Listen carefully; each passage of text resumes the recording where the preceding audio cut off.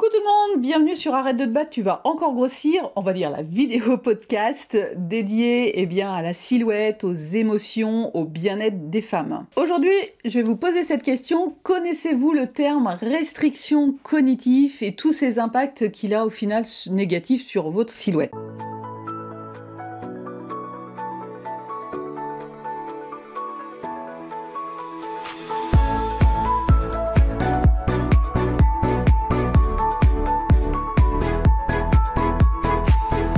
Alors avant de commencer, je vais vous partager une petite histoire. Alors elle se passe aux États-Unis, elle concerne une femme, je pense que vous connaissez très bien, qui s'appelle Oprah Winfrey, célèbre figure médiatique américaine.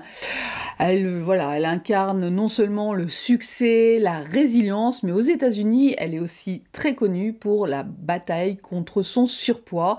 Et on va dire que c'est devenu aussi célèbre que sa carrière. Et pourquoi je vous parle d'elle aujourd'hui, c'est que peut-être que vous savez qu'elle a fait partie du comité de direction de Weight Watchers. À un moment donné, elle affichait beaucoup une certaine perte de poids, si vous voulez, grâce au comptage de points, à la marche quotidienne, et elle allait jusqu'à boire 3 litres d'eau par jour. Le souci, c'est qu'elle se trouvait toujours dans cette impasse que, à force d'être toujours dans de la restriction nutritionnelle, dès qu'elle était exposée à l'alimentation, elle avait cet effet yo-yo où elle reprenait facilement du poids. Alors, Oprah, elle a critiqué dernièrement la direction de Weight Watchers parce qu'elle voulait être honnête avec le public. Et expliquer que là, si elle a une silhouette à l'heure d'aujourd'hui très mince, parce que elle l'utilise, et je ne suis pas là pour vanter ça du tout, au contraire, je suis là pour dénoncer comment ces restrictions alimentaires amènent des dérèglements du comportement et cet effet yo-yo, c'est que elle a trouvé sa solution dans certains médicaments réservés aux diabétiques. Le problème, c'est que, attention, ces médicaments, sur le long terme, ont des effets secondaires assez importants. Donc c'est vrai que son histoire, moi, m'interpelle énormément sur cette réflexion du contrôle alimentaire, qu'on appelle la restriction cognitive, et aussi le fait qu'on ne se penche pas assez sur les blessures émotionnelles. Donc se lancer dans un régime, des fois c'est souvent pour une insatisfaction de sa silhouette, ou peut-être ça peut partir d'une bonne intention, voire même une nécessité par rapport à un problème de santé. Cependant, ce chemin vers une meilleure version de soi-même peut rapidement nous amener vers des pratiques moins bienveillantes, qui est la restriction alimentaire. Donc c'est un terme, si vous voulez, assez technique pour désigner le fait qu'on va mettre du contrôle mental strict, souvent c'est arbitraire, sur notre assiette, et on va voir que ça peut être complètement contre-productif, mais sur du long terme. Alors, c'est vrai que pendant longtemps, on a pensé que les régimes offraient la solution miracle. C'était simple, directif, tant de quantité dans l'assiette, et on pouvait mincir, et le problème du poids était réglé. Alors qu'on se rend compte que non, sur du long terme, c'est pas vrai du tout. Et à l'inverse, on a laissé un petit peu tomber les approches psycho-émotionnelles, parce que ça exige de retourner sur des situations pas toujours sympathiques. C'est une introspection, des fois, oui, qui peut être un peu compliquée, mais on va voir qui est aussi importante. Donc la restriction cognitive, on se contraint délibérément à limiter sa consommation alimentaire, on se met des règles rigoureuses sur ce qui est permis de manger, soit en termes de quantité, ou en termes d'aliments, et on fait vraiment abstraction des signaux naturels de faim, de satiété. On coupe la com avec nos propres ressentis, et c'est là le problème.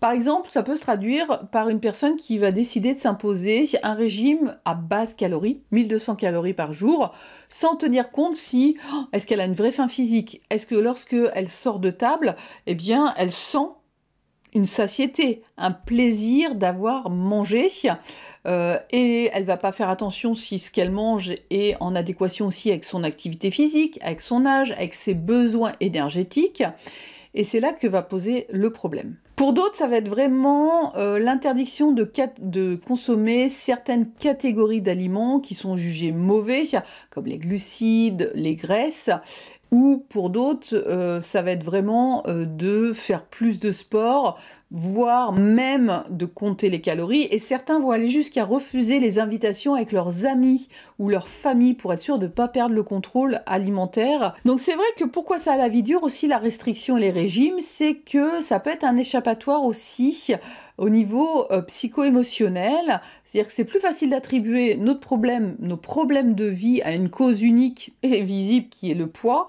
Et cette simplification, on va dire, ça peut être un mécanisme de défense pour éviter de faire face, voilà, à ces problèmes émotionnels, relationnels, voire les anciennes blessures du passé. Pendant qu'on fait le focus là-dessus, on ne le fait pas sur autre chose. Mais le souci, c'est que ça éloigne, pour moi, des vraies questions, des vraies solutions, et ça peut aggraver que notre relation à la nourriture, mais aussi aggraver notre bien-être mental. Donc il faut vraiment déconstruire l'idée qui est beaucoup répandue que garder sa ligne ne se résume qu'à une histoire de volonté et de contrôle rigide de son assiette. C'est vraiment une vision très réductrice.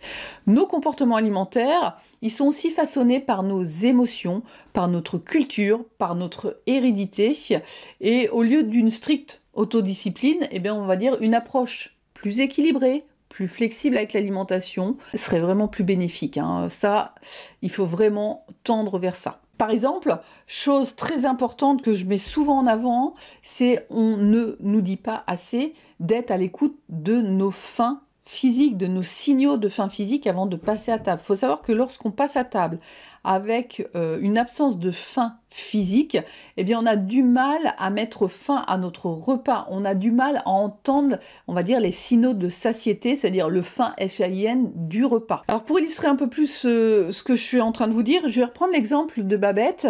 Babette, elle a 25 kilos en trop et me dit qu'il y a 2 ans, eh bien, elle avait minci de 20 kilos et à cette époque-là, elle a décidé eh bien, d'enlever certaines catégories alimentaires suite à une lecture d'un article dans un magazine féminin.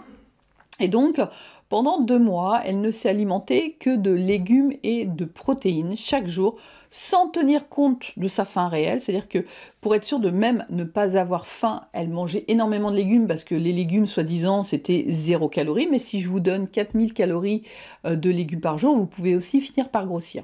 Donc au début de cette restriction, elle semblait maîtrisée, motivée, voire elle avait un état d'euphorie, vous savez, une sorte de lune de miel.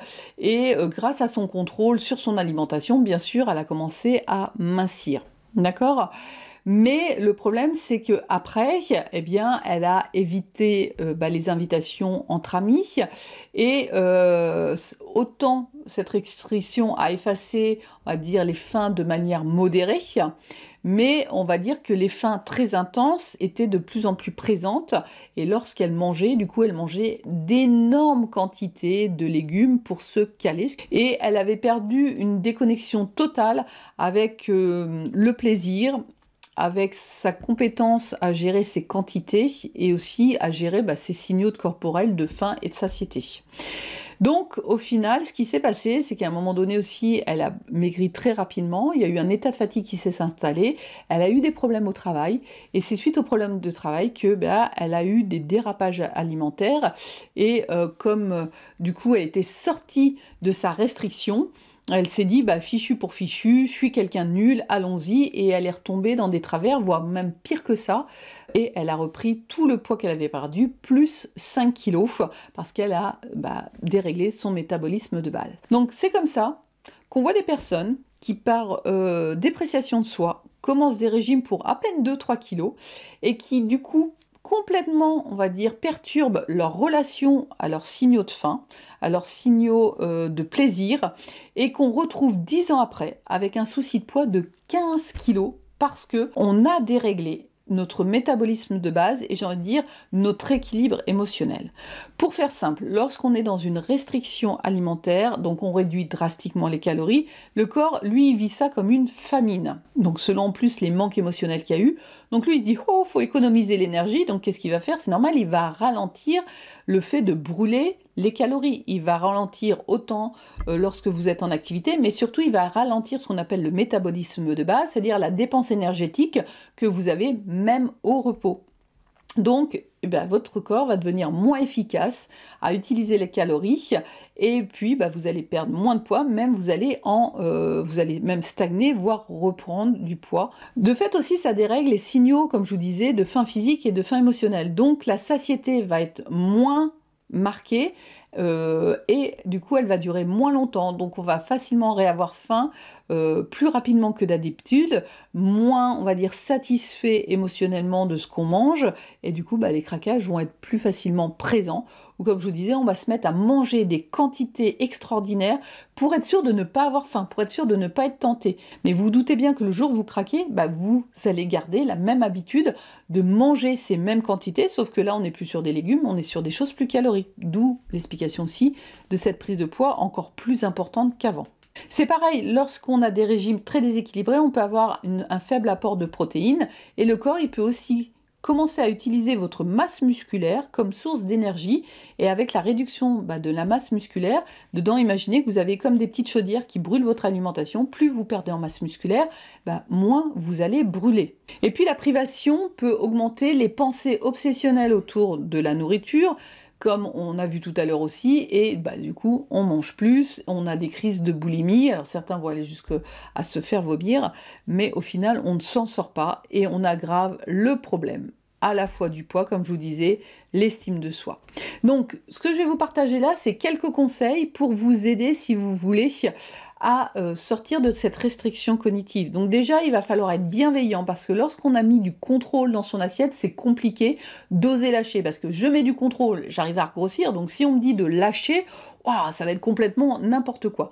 Oui, parce qu'il faut rééduquer son cerveau et non, ce n'est pas n'importe quoi, ça dépend comment vous le faites. Déjà, faites la paix avec la nourriture.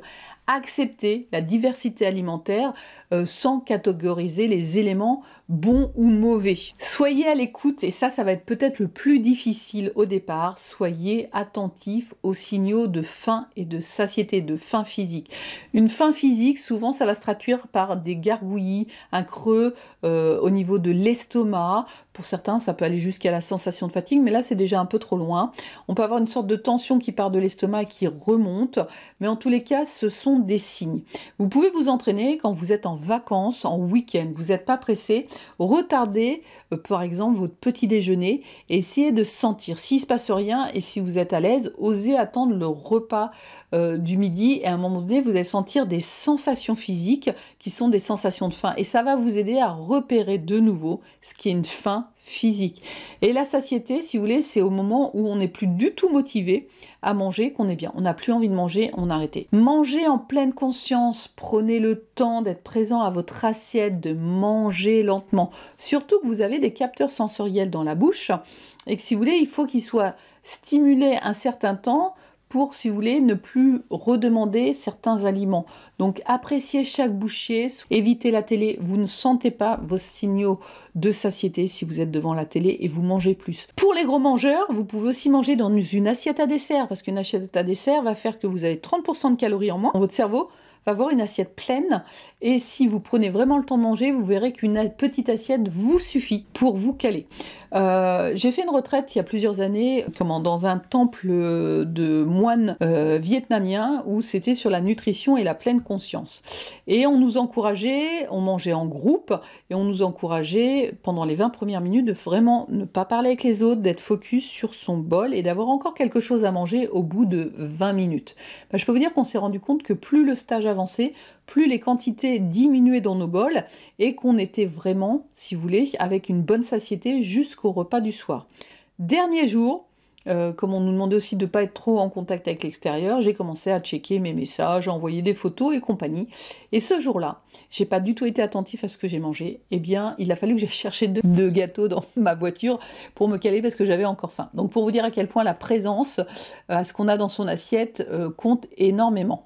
Avoir de la gratitude pour son corps et surtout n'hésitez pas à bouger. Je parle pas d'activité physique, disons sportif, brut pour point, mais bougez, marchez, prenez l'air, allez tourner votre pelouse, faites du patin à roulettes, mais bougez. Pourquoi je vous dis ça? Parce que, bon, bouger c'est bien pour le moral, c'est bien pour le métabolisme, mais il y a des études qui montrent que le fait de bouger stimule un nerf qui part de notre tête, qui descend dans notre corps, qui s'appelle le nerf vague, qui joue un rôle dans la régulation de nombreuses fonctions, le rythme cardiaque, la digestion.